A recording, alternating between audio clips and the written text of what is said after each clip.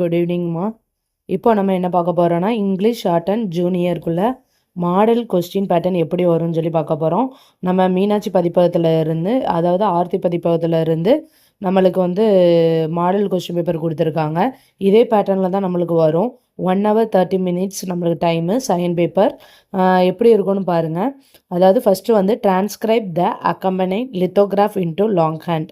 அப்படின்னா உங்களுக்கு தெரியும், ஏற்கனவே வந்து நம்ம சேனலில் நிறைய லித்தோகிராஃப் போட்டிருக்கோம். அதை வந்து நீங்கள் ட்ரான்ஸ் பண்ணி பாருங்கள்.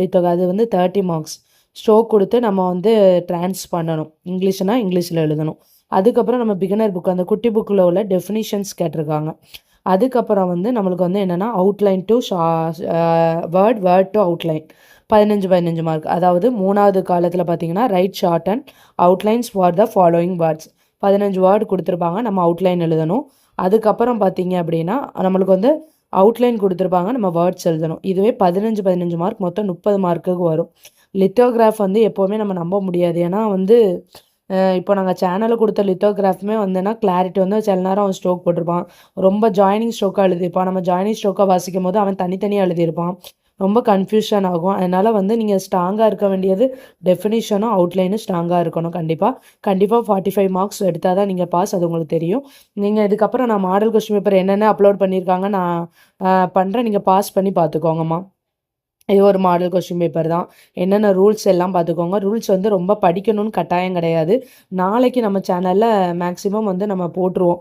தமிழும் இங்கிலீஷும் வந்து ஃபுல் அந்த குட்டி புக்கை வந்து எவ்வளோக்கு எவ்வளோ சுருக்கமாக சொல்ல முடியுமோ சொல்லிடுவோம். அதில் இருந்து நீங்கள் வந்து கதையாக நீங்கள் எழுதிக்கோங்க. நம்மளுக்கு தேவை முக்கியமானது வந்து இந்த சாப்டருக்கு ஒரு எக்ஸாம்பிள் மட்டும் நல்லா தரவாக படிச்சுக்கோங்க. எது எடுத்தாலும் எக்ஸாம்பிள் எழுதுங்க போதும். மற்றபடி மீதியெல்லாம் டெஃபினேஷன் எல்லாமே நீங்கள் கதையாக எழுதிடலாம். ஒன்று ப்ரிசீட்னு எழுதணும், இல்லைனா பிஃபோர்னு எழுதணும். அதுக்கப்புறம் ஆன்டி கிளாக் வைஸ்னால் anti clock wise motion, clock wise motion, right motion, left motion, இதை மட்டும் கிளாரிட்டி வந்து கரெக்டாக வச்சுக்கோங்க. நாளைக்கு நம்ம மேக்ஸிமம் போட்டுருவோம். நீங்கள் ஃப்ரீயாக இருக்கிற டைம் அதை பாருங்கள்.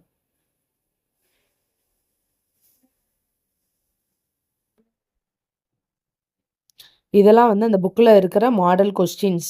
இதெல்லாம் பழைய கொஸ்டின்ஸ். ஏற்கனவே நம்மளுக்கு இப்போ வந்து சிலபஸ் வந்து புது சிலபஸ் வந்து நமக்கு ஆக்சுவலாக 1995 வரை வந்து சிலபஸை தான் இப்போ திருப்பியும் புது சிலபஸ்ன்னு சொல்லி நம்மளுக்கு போட்டிருக்காங்க. அதனால தான் ப்ரீவியஸ் கொஸ்டின்ஸ் வந்து நம்ம எடுத்து போடுறது.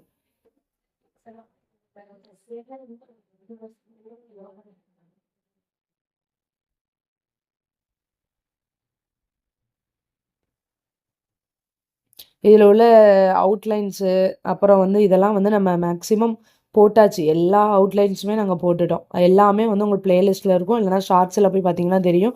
அதை படித்தாலே போதும், மேக்ஸிமம் நீங்கள் அட்டன் பண்ணிடலாம். ஷுவராக வந்து இதில் பற்றி 20 மார்க் எடுத்துடலாம். அதனால் அதை கொஞ்சம் படிக்காதவங்க படிச்சுக்கோங்க. தேங்க்யூம்மா.